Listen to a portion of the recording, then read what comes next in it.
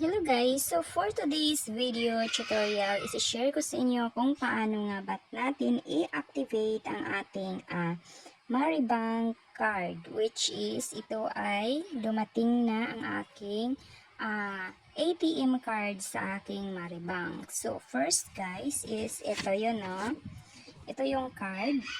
Then say hello to your Maribank, Maricard. Then, ito ang una mong gawin guys. Let's get you started. So, log in your Maribank app. So, ito na yung Maribank app ko. Then, tap Maricard on homepage. Tap the active button. Then, scan mo lang. So, ito na yung ano ko guys. So, dito is i-click mo lang itong card. Ayan. Then, may physical card delivered na daw siya. So, i-active lang natin to. I-click lang natin itong active. By the way, ito ay pangalawang card ko na to. Una kong card is nawala siya. So, ulit ako? Nag-request ako ng panibago. Then, i-click mo lang itong active. Ayan. Active. Then, i-click ang active card.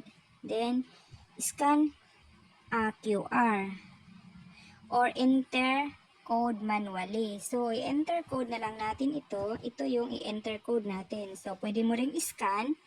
Pwede mo ring i-enter code. So, i-enter code ko na lang siya manually. Then, ayan.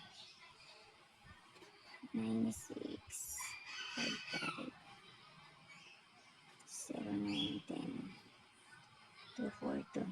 So, ganun lang siya guys. Then, i-click lang natin tong check. Then, click next.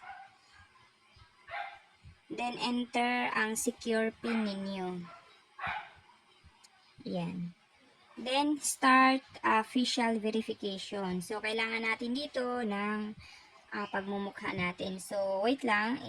Magpipicture, video muna ako. Pipicture muna ako guys.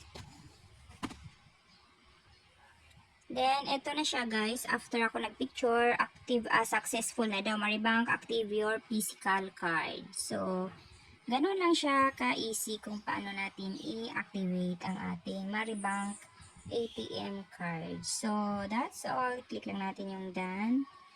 Then, ganun lang siya. So, salamat sa panonood. Kung may natutunan ka sa video na to, don't forget to like and subscribe and hit the notification bell para always kang updated sa aking mga next upload.